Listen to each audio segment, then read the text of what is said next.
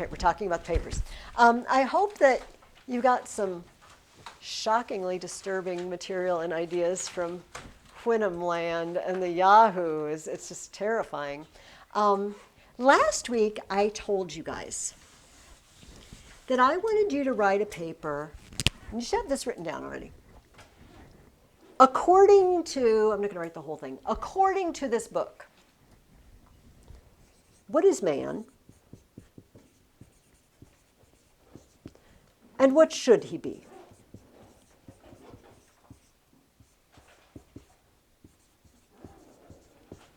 And we played around with it a little bit, if you recall. I said, like, you could say, according to this book, man is Lilliputian. He's petty. He thinks much higher of himself than he should. He argues about things that are just not important. He wishes ill to his fellow man. All right, something of that along that nature. And we have the Brobdingnagians, who are a little loftier, right? They don't use their power for their own advantage. They care about the simple things of life. They watch out for those less capable than they are, namely Gulliver, right? They don't always watch out great, but Glumdalclitch is a little girl. I mean, kids do forget and leave the cage open or whatever. This happens. We lost a hermit crab for like 2 weeks once at my house because we didn't put him back in the cage. So there you go. Laputans, are man thinking machines, like mathematicians? Are they science machines, right? Are they aware of what their goals should be, or do they chase after stupid goals and worry about stupid things? Do you get the idea of what I mean? Okay. So, and then in this chapter, and today we're going to talk about Whinhams. Are human beings Whinhams, or should they be? Should they be creatures of pure reason? And we'll talk about that. Lastly, and disgustingly, are they Yahoos? Enough said. Are they Yahoos? Oh my gosh. We'll talk about that too. What I would like you to do is write a paper for me. And it's going to be longer. It's going to be 6 paragraphs instead of 5. Longer. Not sure if this is the right decision or not, but I made the decision already. I'm giving you 2 weeks to write this. It's not due next week. And the reason is twofold. First of all, I'd really like you to spend some time on it and think about this, because we're human beings. It is not a bad idea for us to think about, who are we? Who is fallen mankind, and who are we supposed to be? That's a good thing to think about. I'd really like you to think about it. The second reason is because, I know probably some of you took no notes at all. Like, I know this happened. Like, you think you fool me, but you don't. I'm a mother, and I know these things. And so, some of you maybe have a little more work to do on it. If I say, chop, chop, get this done in a week, you're not going to give me a very good paper. But if I give you 2 weeks, hopefully it'll be better and more thought out and proofread and things like this. That said, I roll the dice because some of you are going to just not do anything for the next week. And guess what? I know who you are. I don't know who you are right now, but I know who you are when I get your paper. I'm just saying, you think I don't know, but I know. So don't be that person. Start this week. And that way, we come together next week and you can say, Mrs. Ferguson, I'm working on the paper, but I hit a wall when I wanted to talk about this. Do you have any suggestions? See, then we can talk about it. Because you've actually started it and you know what the problem is. You don't know what problem you're going to run into until you do it. Okay, I'm sorry. That was the mom talk for today, but I feel compelled. So this is due in 2 weeks. This thing I'm giving you is due in 2 weeks, okay? If you want to write it all this week, great. If you've got lots of time this week, but you don't have time the next week, okay. But I think that you will have a better product if you take your time. Here's what it's going to look like. you're going to have 6 paragraphs. I don't know if I wrote this down last week or not. If I didn't, write it down. If I did, you have it somewhere. It has an introduction and a conclusion, obviously. And we remember what's in an introduction. And some of you left things out of your introduction, and I said, where's your whatever? So this is your chance to redeem yourself by putting the whatever in your next introduction. I want the title, and I want the author, and I want the backstory of what happens in this book, and I want what are you talking about in this paper, and I want the 4 things you're talking about. And then we reiterate in the conclusion, okay? Each of these paragraphs answers this question. Man is a Lilliputian. Man is a Yahoo. I don't know that we could say man is a Wynnum, but we could say according to this book, man should be a Wynnum. Maybe not. We'll talk about that today. Maybe we couldn't say man is Brobdingnagian because I don't know, if one of you were ruling a country and somebody offered you the means of taking out your enemies, I feel like some of us would take it. I'm not going to speak for any of you. I'm just going to say, you might have to think about that a little bit, right? So maybe we should be more like that. But in each paragraph, you're going to say, according to this book, man is a odious little vermin, you know, like the Brobdingnagian sea little Gullivers. In each of these paragraphs, it doesn't have to be a long paragraph, but I'd like each one to have some sort of example, specific. Like, don't say Lilliputians are petty. Tell me something they're petty about. You don't have to give me an example of every single thing you say, all right? But at least one thing you say in each paragraph, back it up with an example. Man is a Yahoo because he fights with others of his own kind all the time. Can you give me an example of how the Yahoos fight all the time? There's many of them. They fight over everything all the time. Yeah, the shiny little rocks. Shiny little rocks, which is hilarious because, of course, it's gold and precious gems, and we do fight over it and kill people and take theirs, and they're rocks. Anyway, in each one, I'd like you to back up something you say with an example. I want parallelism 1 and parallelism 2, not alliteration. Although alliterate if you have a mind to. And I want to add something new, and some of you have done this with me already. This is a really good paper for it, too. Antithesis. So we have 3 things we're putting somewhere in the paper. A parallelism 1, a parallelism 2, and an antithesis. What is antithesis? Well, it is putting 2 things that aren't very much alike together for contrast. So for example, I use this all the time because it's the best one I can think of apparently. Although in the summer, I love a cold glass of iced tea. In the winter, I prefer hot chocolate. And what is the antithesis? What 2 things, I've actually put more than 2 things, what have I put together? What have I set beside each other for display? Tea and the weather. Yeah, so I put cold and hot beverages along with seasons that are conversely cold and hot, right? Or it doesn't have to be opposites. While my brother prefers soccer, I am inclined to enjoy board games, right? And they're not really opposites, but they're different, like a very physically active thing versus a mentally active thing, depending on the board game. While my sister has blonde hair, I weirdly turned out a jet black brunette, you know. And then you've described the hair.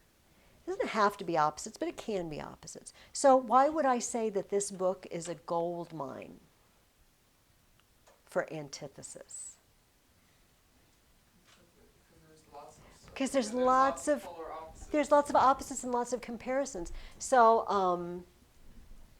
although although people tend to look out for their own advantage, they should be more like the Brobdingnagian king who refused gunpowder and wouldn't defeat his enemies. Or even, and you guys used this already, some of you in the paper I just gave back to you, although the king of Lilliput was greedy to conquer others, the king of Brobdingnag was just interested in ruling his own kingdom. And that's an antithesis. It's very effective. For some reason, readers really like it. It makes you sound smart.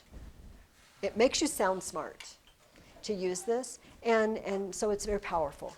So I'd like you to try one. Just, do my examples make sense to everybody? Yeah. Like basically you're just mentioning in the same sentence two things that are unlike and you're setting them beside each other. So I'm going to look for those three things. I will remind you of all this next week, because you don't have to bring me the paper next week. So I'll remind you again, and I'll ask how it's going. And I'll remind you about the introduction and conclusion. One last comment. You guys just gave me a paper in which you talked at length about Lilliput and Brobdingnag. You gave me a paper where you did an introduction, where possibly you did a really nice backstory and everything. You can so just use that again.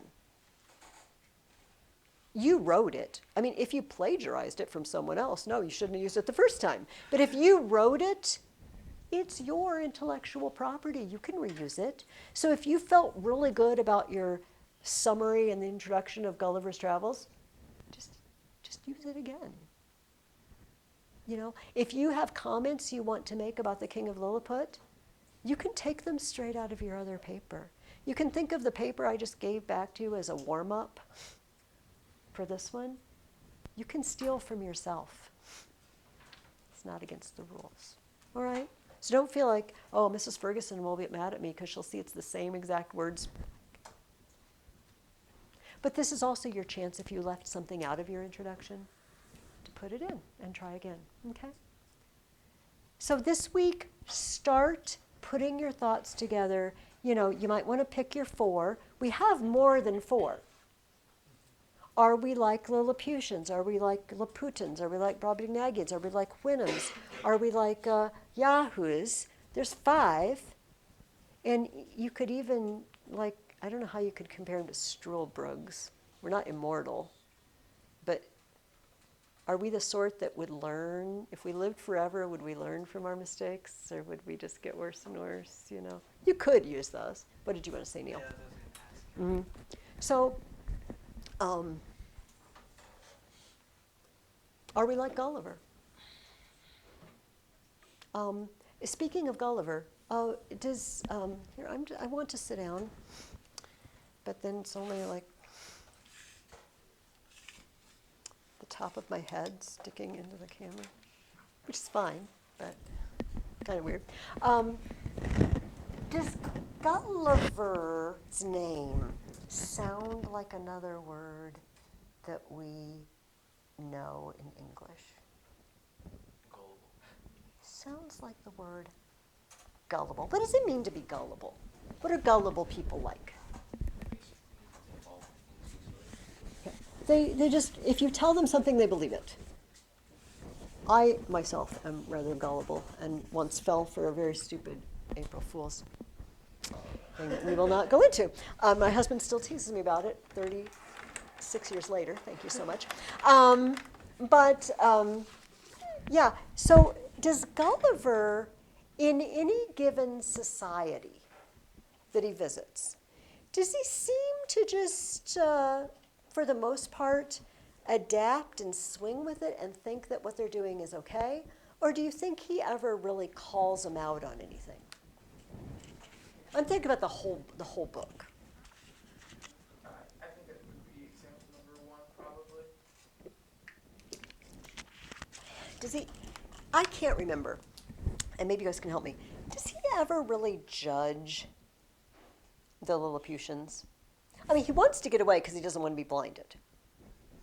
But does he ever, and I think we asked this, and I think Gabriel found one place where he said something negative, but does he ever say, those dirty, rotten Lilliputians are bad news. They're a bunch of ingrates.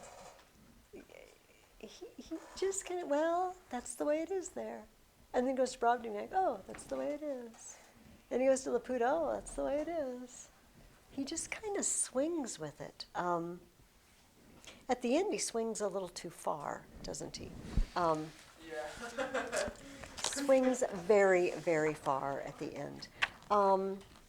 Okay, before we get into that, though, let's take a look at our poems, and let's talk about A Modest Proposal.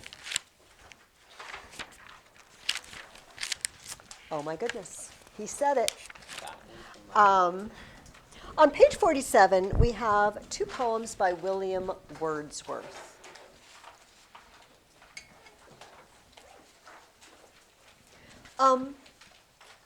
William Wordsworth, you know, these poems are very enjoyable on their own, but sometimes things are more enjoyable if you know the backstory behind them a little bit. By William Wordsworth's time, he was born in 1770. All right, so we're moving up. I mean, that's pretty modern. I mean, as far as the stuff that some of you have been with me for 3 years already and we've read. 1770, we're getting pretty modern. But it's 150 years since Descartes at this point for Wordsworth. And it's 150 years of, I want mathematical certainty about everything I learn and do. Which is kind of a drag because there's a lot of life that you can't know with mathematical certainty. Like love and joy and God. So there, Wordsworth and some other Englishmen started writing poems that said, we're sick and tired of that world. That world stinks. It's very, very limited. But we just want to talk about certainties. But the best things in life are not certain. The best things in life involve leaps of faith or taking a chance. And we've had it up to here. And they're called the Romantic poets. It doesn't mean their poems are all about love. It means they're about feeling. Feeling, because can you measure feelings in a laboratory? Can you scientifically with certainty say you are less angry about something today than you were yesterday? No. You can't measure it. You can kind of say, I think I feel a little better. That's the best you can say. I don't feel quite as mad. And so just feelings in general. And getting in touch with, that sounds like a psychology session, getting in touch with our feelings. But that's what they wanted to do because they felt like a huge chunk of mankind was missing. So think, kind of leading you here, think the Wyndhams. We'll talk about them again in a minute, but the only reason. Okay. Let's read these poems. The first one's very easy to understand. She dwelt among the untrodden ways, beside the springs of Dove, a maid whom there were none to praise and very few to love, a violet by a mossy stone, half hidden from the eye, fair as a star when only one is shining in the sky. She lived unknown, and few could know when Lucy ceased to be, but she is in her grave, and oh, the difference to me. What happened to Lucy? She died. She's dead. She's dead. And was she famous? No. No. None to praise and very few to love. She was like a violet by a mossy stone half hidden from the eye. You know, violets aren't very fancy. Violets kind of spring up everywhere. You walk on them. Isn't that great? And then, but this isn't even a normal violet. It's hidden. That was Lucy. But for him, fair as a star when only one is shining in the sky.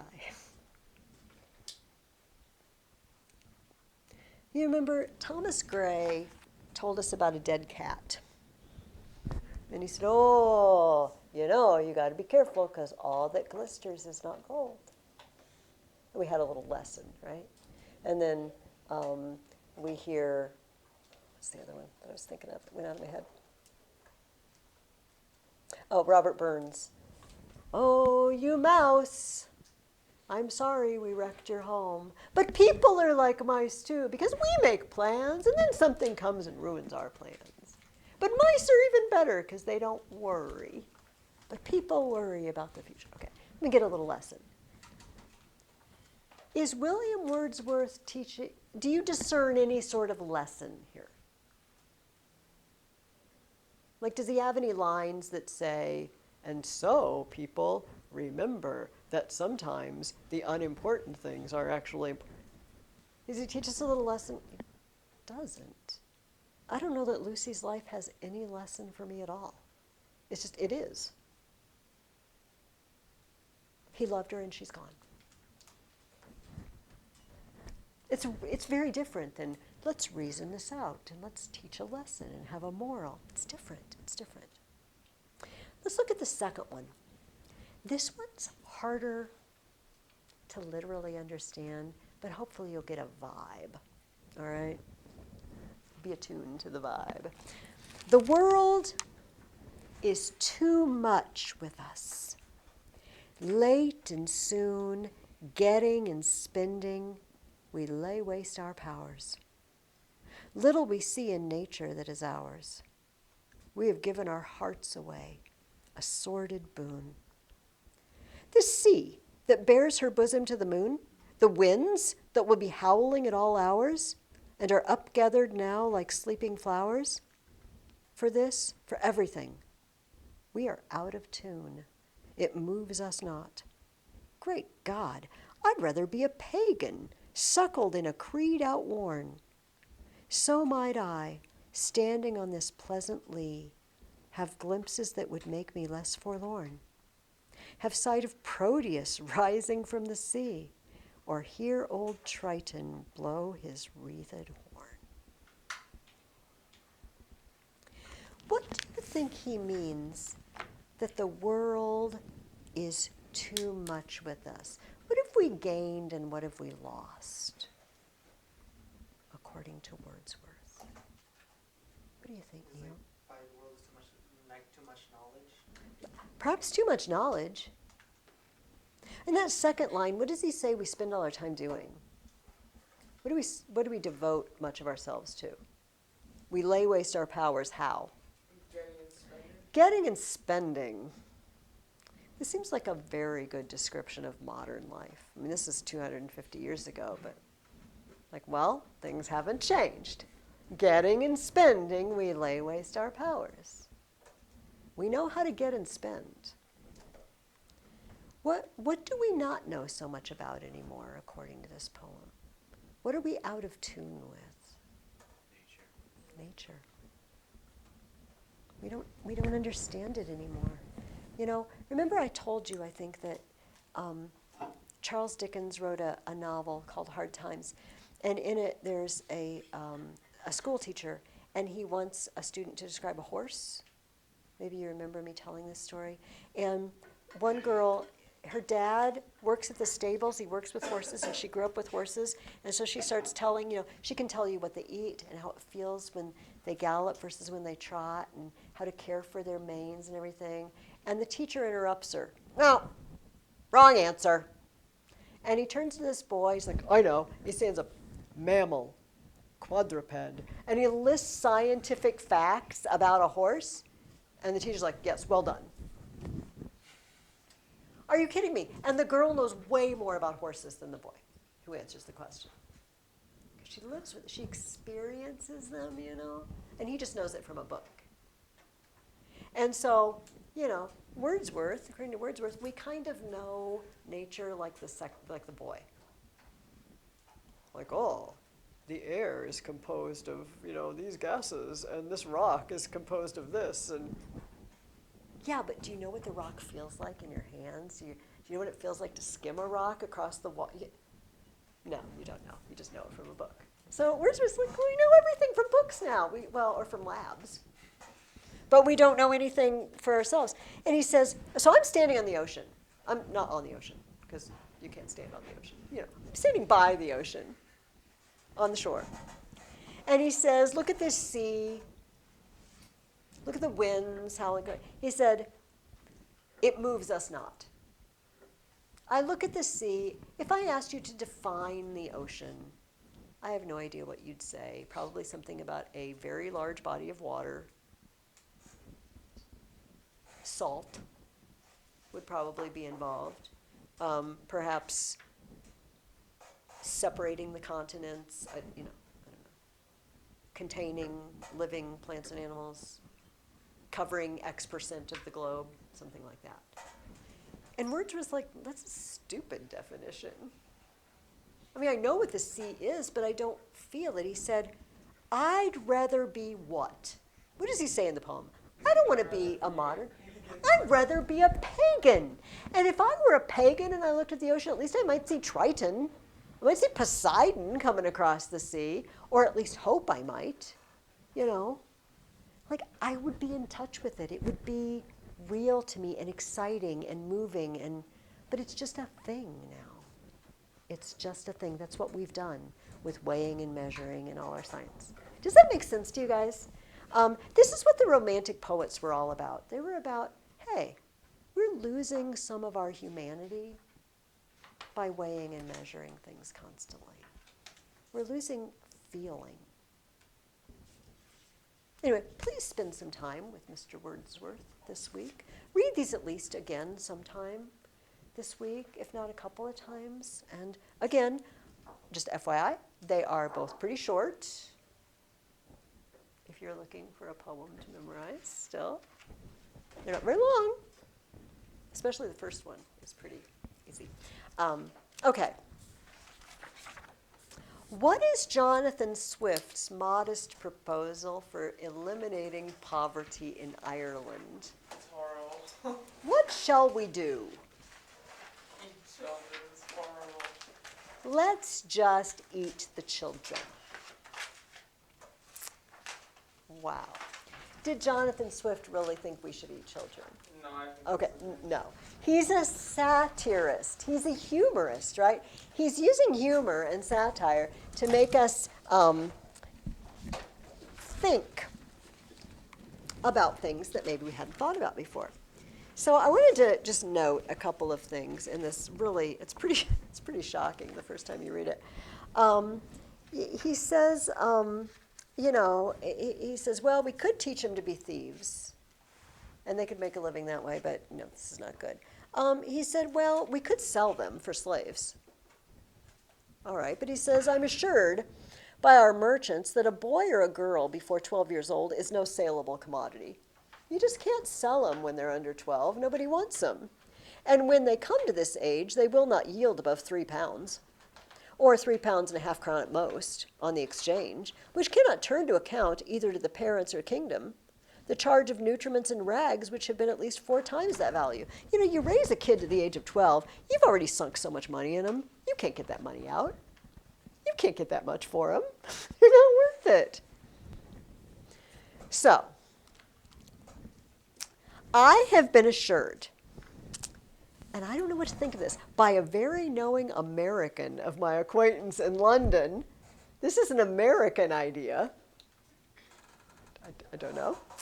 That a young, healthy child, well nursed, is at a year old a most delicious, nourishing, and wholesome food, whether stewed, roasted, baked, or boiled, and I make no doubt it will equally serve in a fricassee or a ragout.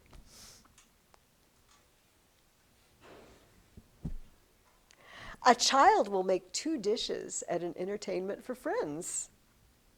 The fore or hind quarter will make a reasonable dish alone. He says, I grant this food, listen to this sentence, I grant this food will be somewhat dear. Dear means expensive, because it's really good. It's prime stuff, right? Like a good plump 1-year-old child, that's expensive. I grant this food will be somewhat dear, and therefore very proper for landlords who, as they have already devoured most of the parents, seem to have the best title to the children. what does he mean that the landlords have devoured the parents? Do you think they've literally eaten the parents? I'm sorry, what was that? Like worked them to death. Yeah. Worked him to death, charge high rents, that's devastated. He's like, well, the landlords will be happy to eat the children. They've already devoured the parents. Boom. He's hitting the treatment of the Irish, because that landlord is probably English. The people with the money, the people with power were English.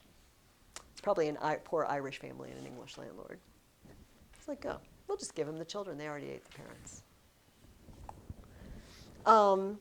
Also, lucky us, he said, because there tend to be a certain number of months after Lent, a lot of births, he says the market will be glutted more than usual because of the number of popish infants.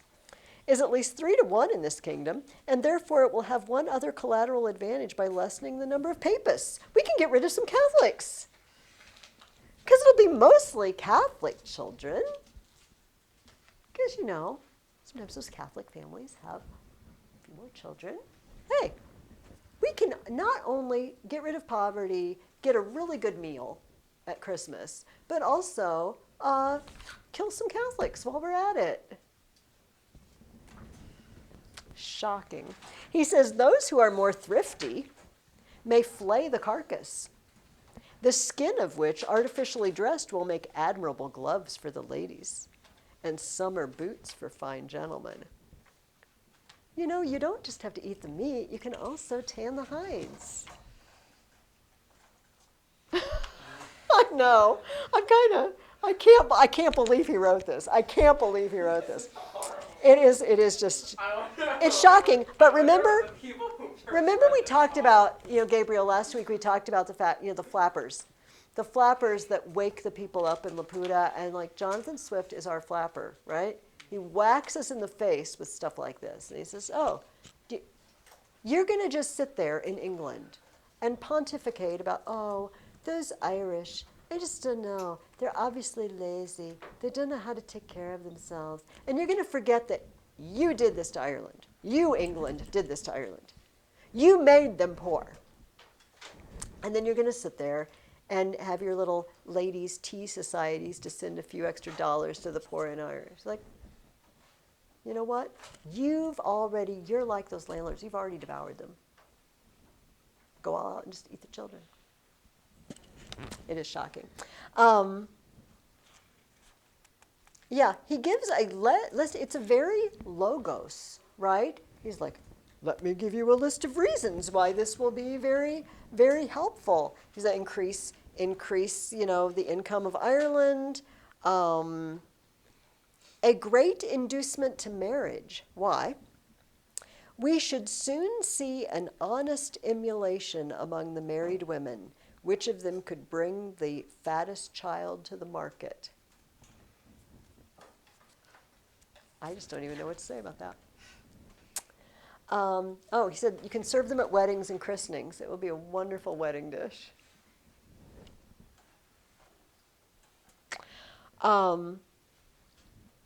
I profess in the sincerity of my heart, this is the last paragraph, that I have not the least personal interest in endeavoring to promote this necessary work, having no other motive than the public good of my country, by advancing our trade, providing for infants, relieving the poor, and giving some pleasure to the rich. I have no children, by which I can propose to get a single penny, the youngest being 9 years old and my wife past childbearing. Right. I'm only doing this suggestion out of the good of my heart. It's not like I can benefit. I don't have any 1-year-old children, and my wife is too old to have children. I can't benefit from this. But what else can't happen to him? Because he doesn't have any young children, and he's not ever going to. What else can't happen to him? Can't be suspected for doing it. Yeah, he's not going to lose any children, is he? He's not going to lose his own children. He's not going to give up his own children, sell his own child for dinner. He's like, that's just out of the goodness of my heart. I can't make anything off this plan because I don't have any children. You also can't lose anything off this plan. I don't know, sometimes I wonder in that last paragraph if he's suggesting, hey, you English, you have all these great ideas how to deal with the Irish. Your ideas, you don't lose anything, you don't gain anything by it, you don't lose anything by it. You're not giving up any power in Ireland. You're not giving up anything you have. Anyway, yeah, was anybody, some of you I blew it up because in past years I've talked about this essay before. Were you guys surprised? Was anybody surprised when you read it? Were you a little shocked? It's shocking. The way he just says it, so matter of fact, and then the flay the carcass and turn him into gloves. Are you kidding me? It's really dark humor. It's very dark humor. Some of us kind of like that sort of thing. Some not so much. I kind of like it. All right, this is Jonathan Swift at his most vicious, right? Vicious satire, where he says to the English, you're cannibalizing Ireland already. So just go ahead and go all the way. Just go ahead and literally eat them. Remember, he lived in Ireland. He was stationed in Dublin. He was the bishop, the Anglican bishop in Dublin, and he saw it firsthand. He knew what life was like for the Irish. It was not good. Okay, that's enough eating children for today. Weirdly, my junior high kids, we talked about Agamemnon's dad cooking his nephews and feeding them to his brother. So this is the day of eating children, apparently, for me. All right, let's take a look at our questions. But let's just start with these Winhams. Let's just talk about them for a little while. I already mentioned this a couple of times.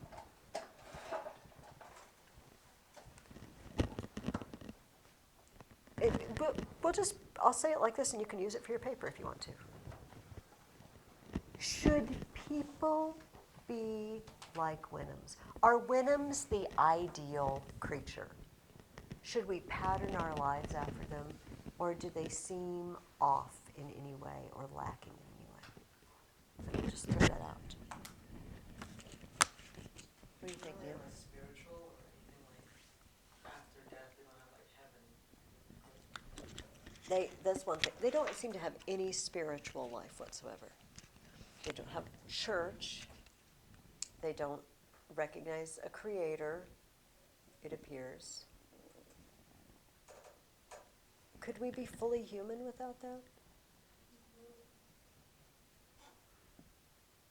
Do you think people want to be fully human without that? Many people would like to be fully human without any spiritual dimension? Yes. I mean, it's impossible because every human has a soul. So what happens to us when we try to live in a way that's impossible for us?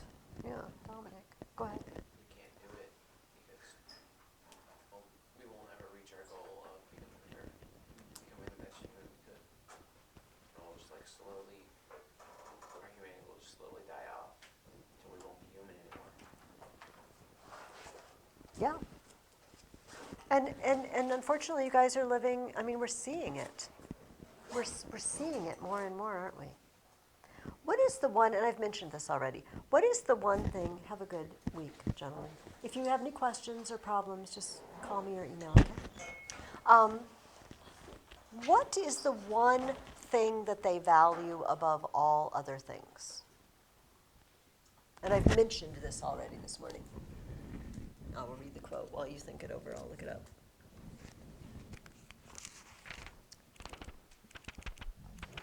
Or maybe that's a question I shouldn't have asked yet. Is there any other thing any other way they should be a model for us, or is there any other thing they're lacking besides a spiritual dimension? I had that one council, and then like one of it is that, like, depending on, like if one of them have a child, like if it's not the right one, they switch it out with another family. Yes. Because they want a certain gender, basically. Yes.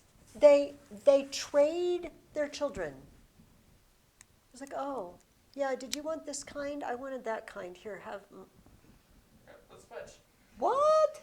Or I believe, if I'm not mistaken, if somebody were to have two, and then somebody loses their coal, it's like, well, you can have one of mine. I've got an extra. Kind of like commodities or something.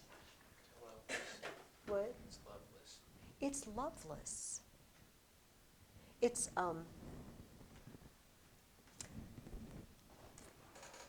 being recorded. I actually, it is all no names, and you don't know any of these people, so and they have no reason to ever see this video. But I knew two families once upon a time, and one of them had an only child, and the other had two children. Okay, and I'm not kidding. One of the parents of the only child said to one of the parents of the two children, "Well, at least you have a spare. So if something were to happen to one of them, you had another." What? Just dark humor.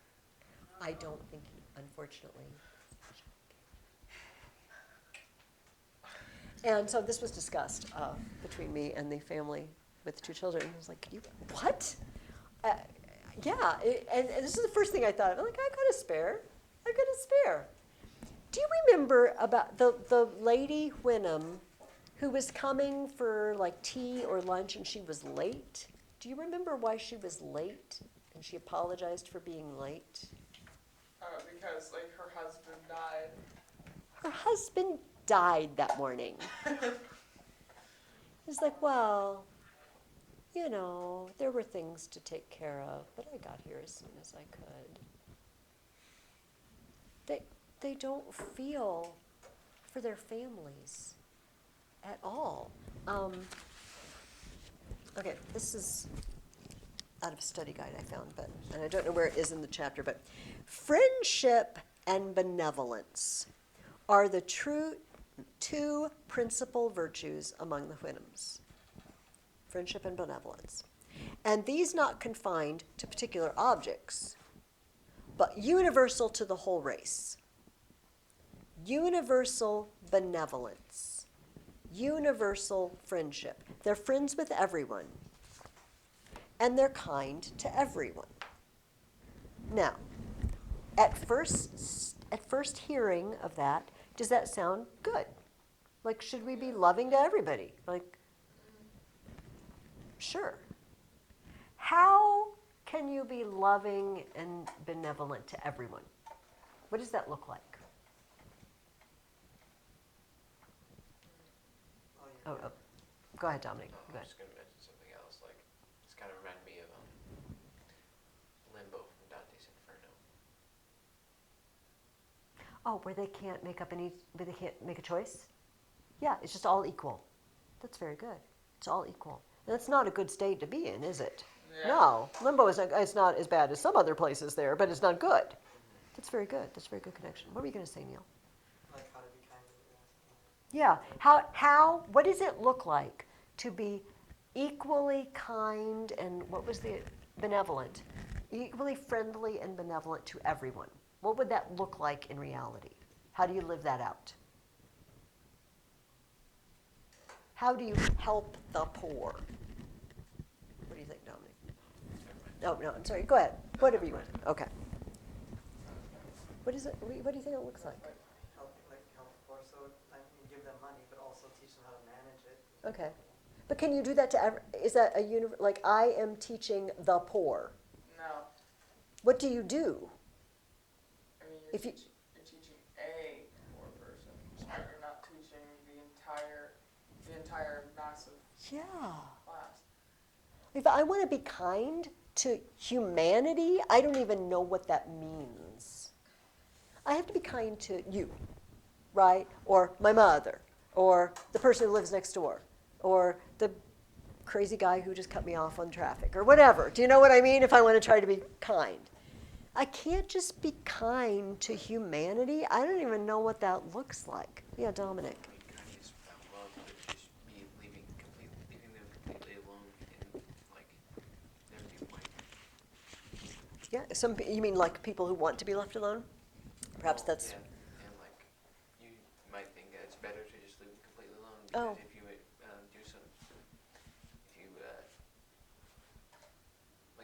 much, then you could cause other issues, you know? Sure, I don't want to interfere.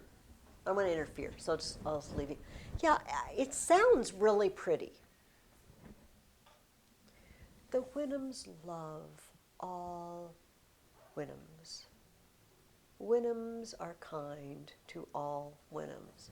But what in the world does that even look like? So interestingly, when someone asked Jesus, what's the greatest commandment? And he gives the two. Second, love your neighbor as yourself. And then the guy says, well, who is my neighbor? Jesus did not say humanity is your neighbor. Although his lesson kind of points us in that general direction. Everybody is your neighbor, but in this particular story, it's a particular guy who's been mugged and he's laying by the side of the road. Oh, I'm so sorry.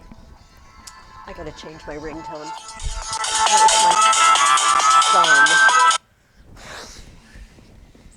son. Ethan. Okay.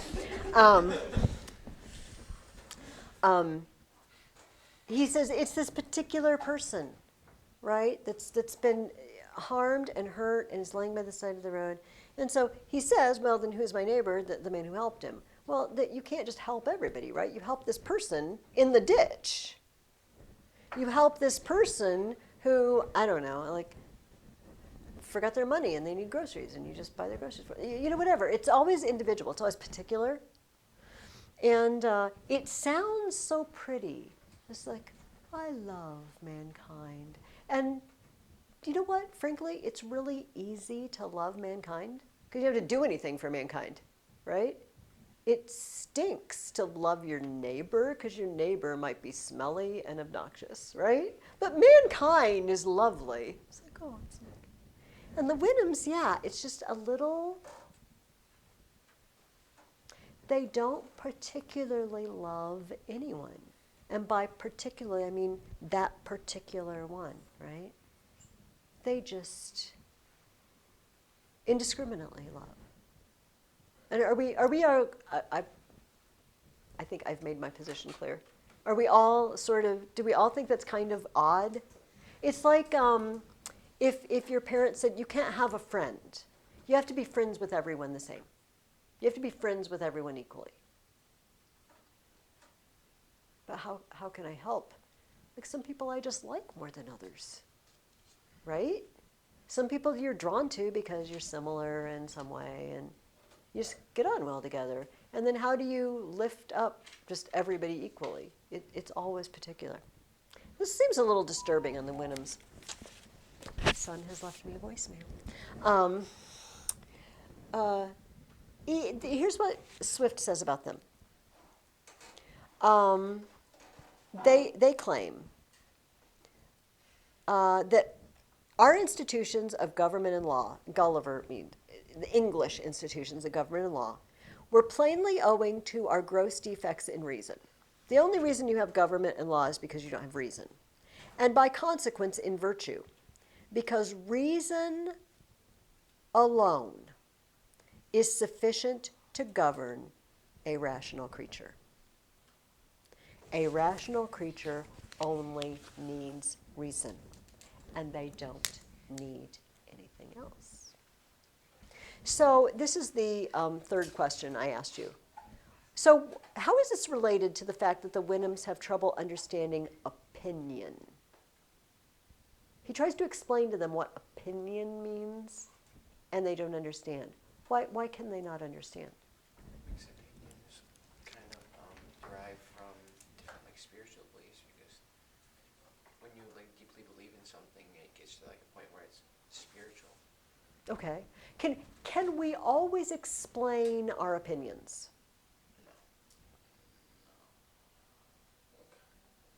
The thing that pops in my head is not a spiritual thing necessarily, but it's a feeling thing. And I feel like spirituality and feeling are aligned. Here, let me find the page first of all, and read this to you.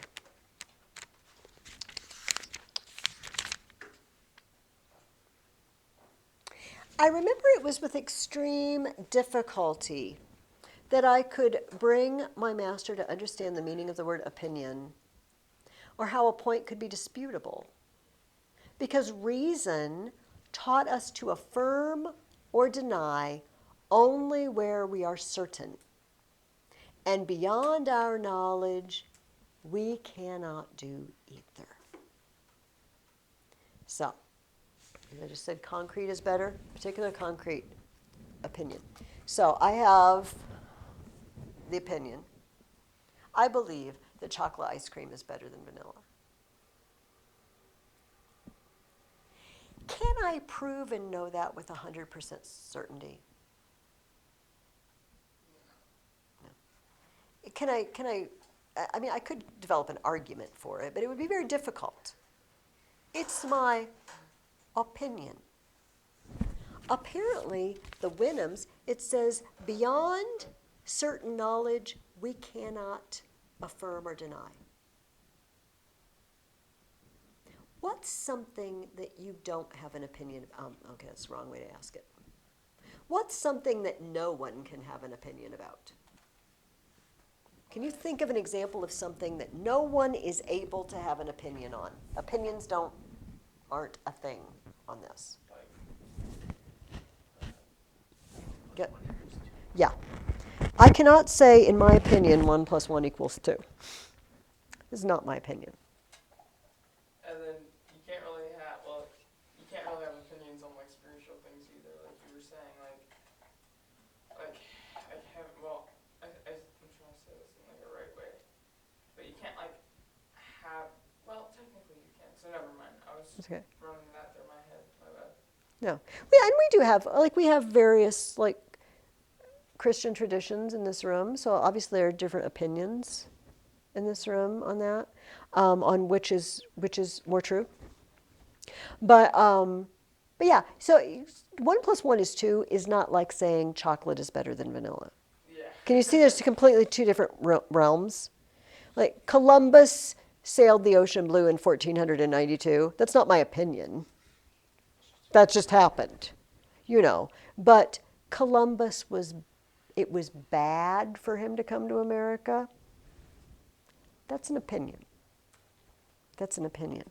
And so we have to be kind of careful. Some people today can't really tell the difference between, like a fact and an opinion, which is kind of scary. But Wynnums don't have opinions. They only say what is sure and true and a fact, or I can't say anything about ice cream.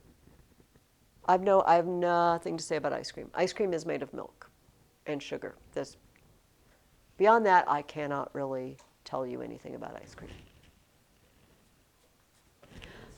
Somewhat, opinions like part of what makes you man.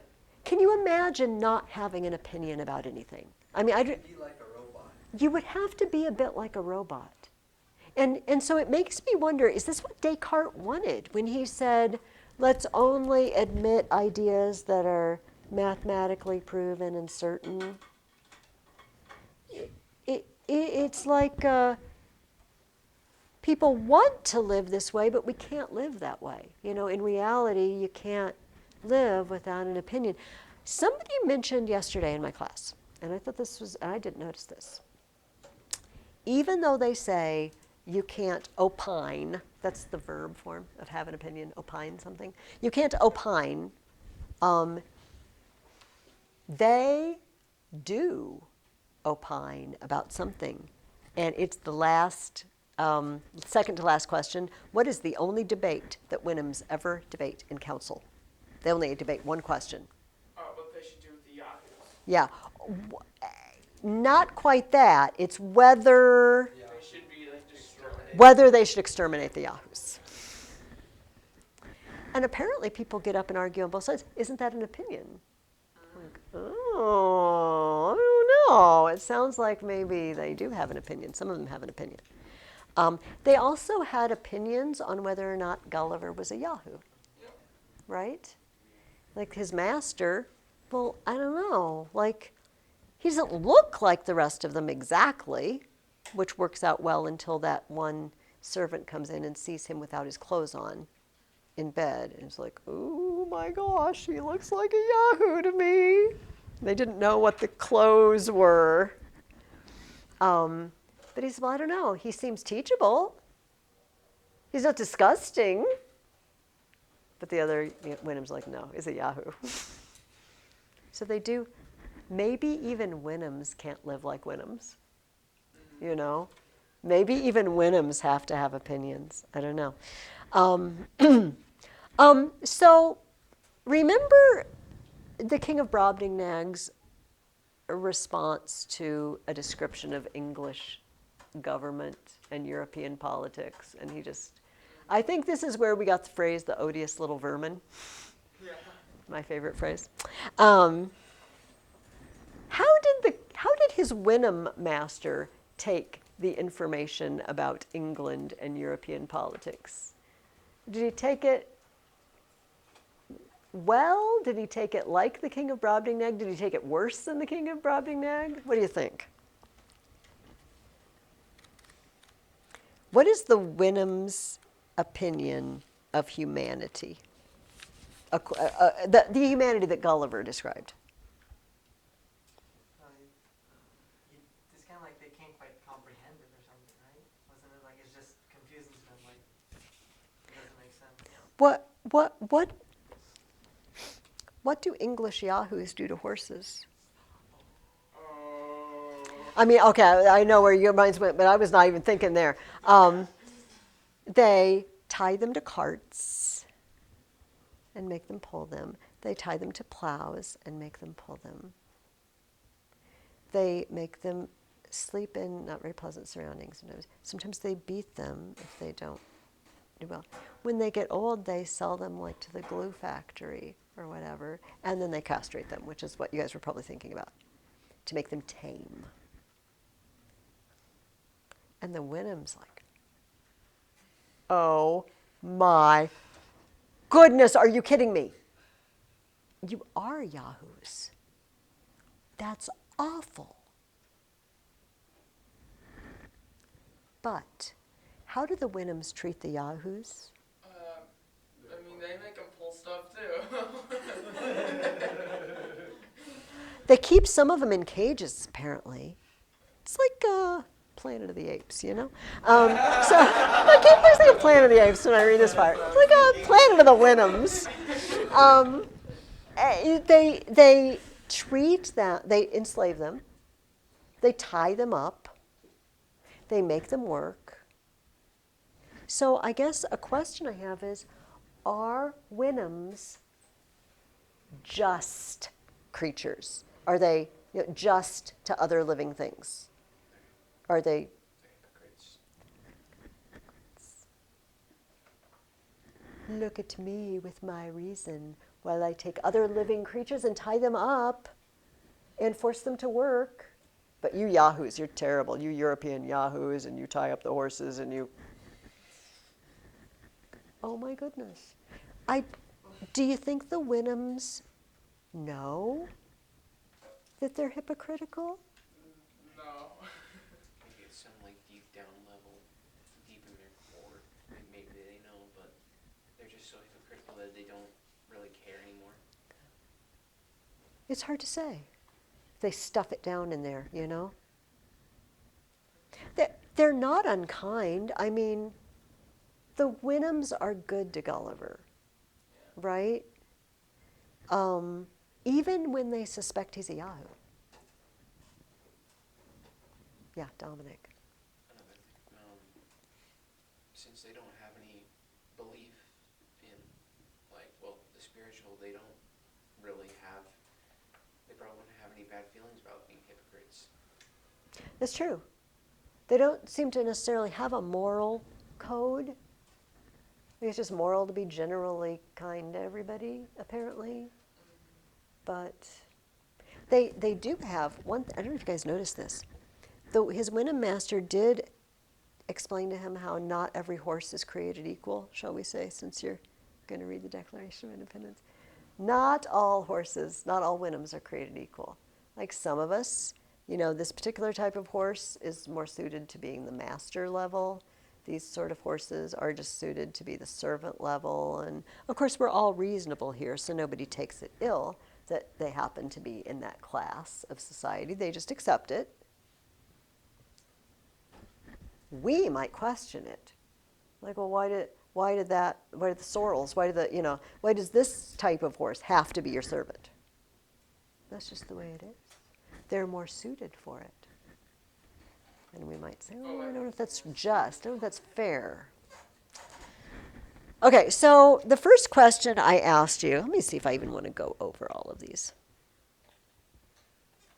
Oh yeah, let's do it. 5 reasons why the English or Europeans, we'll say, go to war. In Europe, and I stopped counting at 11. Throw out a couple of them, Gabriel. Ambition of princes was one. Okay, ambition. Rulers that want more land, so land. Take other people's stuff. A difference in opinion. Differences of opinion. I like this one. This one's pretty cutting. We have Jonathan Swift rearing his ugly head here. Differences in opinion hath cost many millions of lives. For example, whether flesh be bread or bread be flesh, whether the juice of a certain berry be blood or wine, whether it be better to kiss a post or throw it into the fire, and it's the cross, and whether the best color for a coat is black, white, red, gray, and he means vestments. Yeah, he's talking about religious differences here, which again, we talked earlier. Does Swift not believe that they matter? I don't know. But yes, differences of opinions. You had some, Neil. What do you got? Corruption of ministers. Corruption. Quarrel between two princes. Quarreling, yes. I've got sometimes our neighbors want the things we have or have the things we want. He is too weak. This is nice. It is a very justifiable cause of war to invade a country after the people have been wasted by famine, destroyed by pestilence, or embroiled by factions among themselves. Holy cow. So it goes on and on. Like I said, I stopped counting eventually. There is a glaring reason that Gulliver leaves out that someone might fight in a war. And we might think of it as the only really good reason. What is a really, really good reason to fight a war? Because somebody attacked you. Self-defense. This seems like a good reason. This is not one of the reasons. And of course, maybe he's listing reasons why someone attacks someone else in the first place. But yeah, some of these are not very reason-based, are they? I guess wanting what someone else has. Like you, if I'm stronger than you, I can take it. I suppose that's reasonable. It's not just, but it's reasonable. No, it's not good. What is Swift's? That's how I put it this time. Opinion of ministers of state. What is a court official like, Neil? Or No use of other passions, but a violent desire of wealth, power, and titles. all he has is greed. That's what Gulliver says. A minister of state is a creature wholly exempt from joy, grief, love, hatred, pity, anger, and has only a violent desire of wealth, power, and titles. The chief ingredients of a minister of state: insolence, lying, and bribery. I mean, he's just saying it at this point. I feel like in Brobdingnag, he was kind of beating around the bush. It's like, oh, sometimes this happens. And in Lilliput, we saw they're dancing on the tightrope to get jobs. But now he's sunk to just saying it. Now, what has happened? Remember, Gulliver's writing this down after he's home. What has happened to Gulliver while he's with the Winhams? What's he like when he gets home? He does not like the smell of his family. What would most of us call what has happened to Gulliver while he was gone? He's gone crazy. He's going crazy. Isn't it interesting that he lived among the creatures of pure reason? He went crazy. Crazy. And this reminded me of a quote from G.K. Chesterton. If you've never read G.K. Chesterton's book, Orthodoxy, it's a treat. And he says, if you don't know G.K. Chesterton is a master of, I guess, sort of antithesis a little bit, just juxtaposing things and saying things that are paradoxical. So things that don't seem to make sense on the surface until you think about them a while, and you have to think about them a good long while sometimes. And he's a bit of a flapper too. You know, he flaps you in the face by his paradoxes. But he's talking about people, the modern devotion to reason and science. And he says, poetry is sane because it floats easily in an infinite sea. Reason seeks to cross the infinite sea and so makes it finite. The result is mental exhaustion. To accept everything is an exercise. To understand everything is a strain. The poet only desires exaltation and expansion, a world to stretch himself in. The poet only asks to get his head into the heavens. It is the logician who seeks to get the heavens into his head. And it is his head that splits. So this whole first chapter is called The Maniac. And it's about the mania for just being pure reason. He said, the poets don't go crazy. This is not totally true. The artists, they're crazy artists, but he says, in general, he said, the people who go crazy are the people who are pure logic and pure, like the evil genius, right? That loses it. Yeah, Dominic. Try to make reason of the unknown and to delve too deep and won't break their minds. You can't handle the truth. You can't handle all of reality. So I've told this story before. There's a famous story about St. Augustine, and who's really, really very smart man. But and I kind of feel for him because he seemed to want to know about everything, which I get it. I'd like to know everything. But he was walking on the beach one day, and there was this little boy. He dug a hole in the sand, and he was taking buckets of water, and he was filling the hole. And Augustine says to the little boy, "What you doing, little boy?" He's like, "I'm putting the ocean in this hole." He's like, "Oh, aren't you cute? You know the ocean is big and it doesn't fit in the hole." And he goes on, and then the voice behind him changes. And he looks back, it's not a boy, it's an angel. And the angel says, "And you, Augustine, do you think that your finite mind can hold all knowledge and reality? You're wanting something you can't ever have." I love that. It's his head that splits. You try to fit everything in your head, it's your head that splits. Gulliver's lost his mind. And isn't it, because we just think of reason as being so innocent. Like, it's a good thing to be reasonable. Reasonable isn't an insult if somebody's being reasonable. It's a compliment. We want to be reasonable. But when we're nothing but reasonable, right? Because how can we live not particularly loving our family or particularly, loving our specific neighbor that lives next to us, or not caring if our husband dies and we just go about our business later? Yeah, Dominic, what were you going to add? Reason's kind of like a house, and go without the foundation, it'll just topple over. Exactly. You don't want to live only on the foundation, but you don't want to not have the foundation. We need more. We need more than reason. And so we get little hints. I don't know if you saw the hints that were being dropped.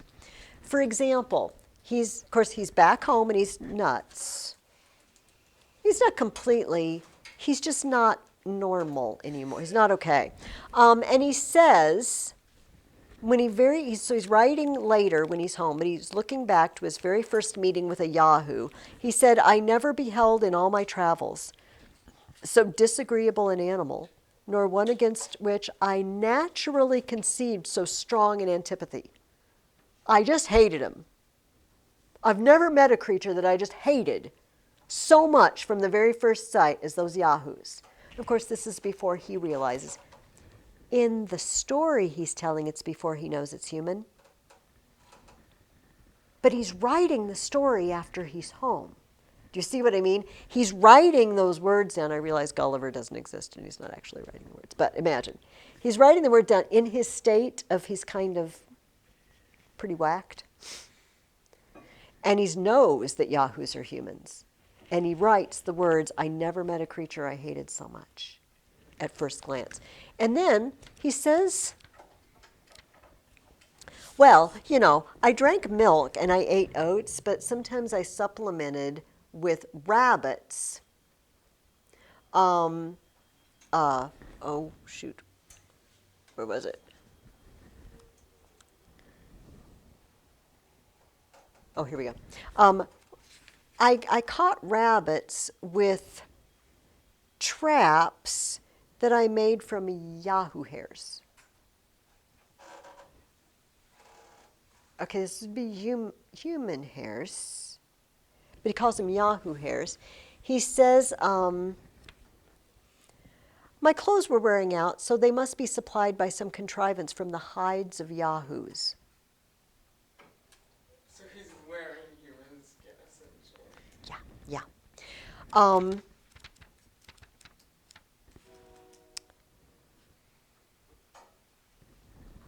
And so he separates himself from them. And then when he leaves in a boat, he covers the boat with Yahoo skins. Makes a boat out of Yahoo skins. So he's separated himself from humanity. And so he drops little hints throughout the whole Wynnum that he's not thinking normally anymore. It's become apparent to us that Yahoos are human beings, but he says, yeah, I covered my boat with Yahoo skins. What? Gulliver says he tells his Wynnum master, about all these wars, and the Wynnum master says, yeah, I know. If you throw a piece of meat, if you throw enough meat or food in a group of Yahoos to feed them like 20 times as many as there are, they'll fight, and then one of them will take it all. Yeah, that's people. That's people. And Gulliver tells these stories that the Wynnums tell him about Yahoos just so matter-of-factly, because in his mind, he's not a Yahoo. He's no longer human. Where does Gulliver, now that he's back in England, spend most of his time? Talking with his horses. trying to communicate with the horses. Living in the stable because it smells so much better there. Because his wife just reeks. And his children. Oh my goodness. If we are creatures of pure reason, maybe our reason breaks. I don't know. What is the great mark of distinction that Gulliver's Wynnum master gave him when he left? Did you catch it? This wasn't an important plot point, but I just loved the touch so much I decided to stick it in as a question. He doesn't, I'll read it.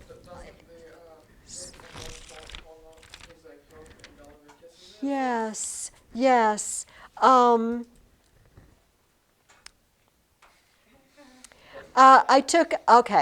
When his boat was ready, I took a second leave of my master. But as I was going to prostrate myself to kiss his hoof, he did me the honor to raise it gently to my mouth. I am not ignorant how much I have been censured for mentioning this last particular. And he says, well, people are making fun of me because I didn't even have to bend down and kiss his hoof. He lifted it a little bit to my mouth. And he says, people are making fun of me. And you think, oh, they're making fun of you for kissing a horse's foot. No. For my detractors are pleased to think it improbable that so illustrious a person should descend to give so great a mark of distinction to a creature so inferior as I. They don't believe that a horse would actually lift his hoof to his mouth and not make him bow down on the ground. Oh, Gulliver. Gulliver. Yeah. Gulliver doesn't understand, he doesn't think he's a Yahoo, because they're all feeling and no reason. At least the Yahoos in Wynnum land. And he wants to be a Wynnum, but he's not. Like passionless reason, right? Just devoid of all feeling and opinion. So, is man a Yahoo? Is man a Wynnum? Last of all, we end with this. And I always think it's probably important the way a author ends a story. But the Wynnums, who live under the government of reason, are no more proud of the good qualities they possess than I should be for not wanting a leg or an arm, which no man in his wits would boast of, although he must be miserable without them. So he says, Wynnums are not proud of how wonderful they are, any more than I should be proud of having 2 arms or 2 legs. Why in the world would I be proud of having 2 legs? That's normal. The Wynnums aren't proud of their reason. That's normal.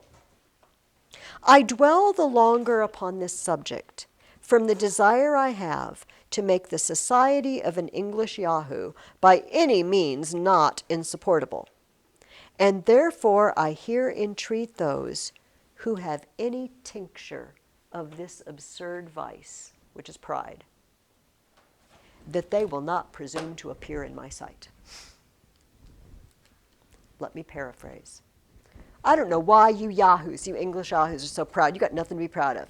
And so, if any of you are proud, don't even bother to come in my sight. Get away from me if you're proud. Get away. You're not worthy to appear in my sight if you are proud. That's a pretty proud thing to say. That's a really proud thing to say, isn't it? Oh my gosh, Gulliver, you're...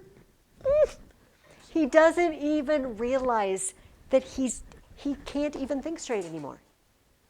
He can't think straight. As a matter of fact, there's one other part, I won't look it up, but he says, oh, my Wynnum master said, I don't understand how creatures that pretend to reason could just listen to other authorities and what other authorities have to say. And then Gulliver says, and you know, in this, he agreed with Socrates, the way Plato mentions it. It's like, Gulliver, you just said your Wynnum master said we shouldn't listen to authorities. And then he instantly says, oh, that's just like Socrates and Plato. So it's unclear whether Gulliver can become a Wynnum, right? When he tries, he goes crazy. And even when he's there and he's trying, he can't get it. Like, don't be proud because you're way inferior to me if you are. Don't listen to authorities, because you know Socrates said that. Oh, Gulliver. Okay, start working on your paper. Yes, Gabriel. I also noticed you stopped calling humans and started calling them more like English Yahoos. English Yahoos. English Yahoos. At the end, like, He's completely separated himself from what he is, you know? Yeah. Okay. Think about what we've learned and talked about, what mankind is. Let me tell you what to do for next week. This is kind of a visual. You don't have to get your book back out, but I'll show you. So the first is read William Wordsworth, you know, that we read. There are 2 pages, an excerpt from John Locke and an excerpt from Jean-Jacques Rousseau. Locke and Rousseau were both 18th century thinkers, but the reason they're important for us, and the reason we have these little, very small excerpts from their bigger works, is they wrote a lot about why we have governments. How do governments form, and why do they form? And so what I want you to do is read the little excerpts, and then on the next page there are questions. Okay, I have questions about Locke, questions about Rousseau. Okay, so just that's the first assignment. Second of all, in your book, mine's in color, special, but yours is in black and white. It's the Declaration of Independence. You've probably seen, maybe you've been to D.C. and seen it, you know. Is it in D.C. or is it in Philadelphia? I think it's in DC because we went around walking around Philadelphia. I don't think it was Okay, wherever it is, it's somewhere. It's not, Nicolas Cage hasn't stolen it and taken it, they brought it back. So it's got, the parts, but what I've done is I found this online. This is the Declaration of Independence. It's here in your book. And what it's done is this column is the actual sentences and comments on the Declaration of Independence. And then what they've done, it says, we would say now, and they've updated the language, right? You don't have to read both of them if it's just very painfully obvious what, Jefferson is saying in the Declaration. But if you need a little explanation. And so that I want you to read the Declaration of Independence, which is all here in your book. Take you like 10 minutes. And then I have some questions about it. I do have questions. And then we are reading the Constitution, which is why I gave out some constitutions. And here, and there's questions about it. Here's my suggestion. You can jot this down if you want to, just on a scrap piece of paper. You don't have to follow my suggestion. But I looked at what we were reading and I divided it up, because some of the articles of the Constitution are really long and some of them are really short. So if you want to have kind of a even reading over 4 days, I put on day 1, you could read everything but the Constitution, like the Declaration, the Locke, the Rousseau, everything else. And then on day 2, if you read Article 1, on day 3, if you read Articles 3 through 5, that's 2 through 5. My glasses are doing me a lot of good. And then Articles 6 through 7 and the Bill of Rights, which is the first 10 amendments. It's not a lot of pages, but it's sort of a lot to take in. And don't worry, sometimes the lingo in the Constitution is a little bit convoluted and hard to follow. But this is what we're going to talk about next year and for the next few weeks. We're going to read our foundational documents of our country that everybody should know and read. And then we're going to spend several weeks looking at the things that people said when they argued about whether or not we should adopt this Constitution. You guys probably know the story. They went in conclave in Philadelphia. It's a hot summer and nobody knows they're actually writing a new document, and we'll talk about that again if you don't know the story. And they brought it out and everybody's like, what? We didn't tell you to go write something new. What is this? And so they started arguing about it. This is great and we should all vote for it. This stinks and is very dangerous and we should not adopt it. And we're going to read arguments on both sides from famous people like Patrick Henry, the give me liberty or give me death Patrick Henry guy, who thought it was terrible. It's like, no, Constitution, bad, bad, bad. Or Alexander Hamilton, who wrote a bunch of what are known as the Federalist Papers. He's like, boom, this is the greatest thing ever. It's the greatest thing since sliced bread. That's not a direct quote from Hamilton. But we'll start out by actually reading the documents. And then we can talk about, the pros and cons. So, like I said, you don't have to follow this, but this divides it up fairly evenly. Are there any questions or concerns or problems? And remember, start the paper, but you don't have to finish the paper. But if you start it, you will know, I'm having trouble with this paper, and then you can get some help. Or this is easy and I don't need any help. Okay? Awesome. You may go. I will see you next week.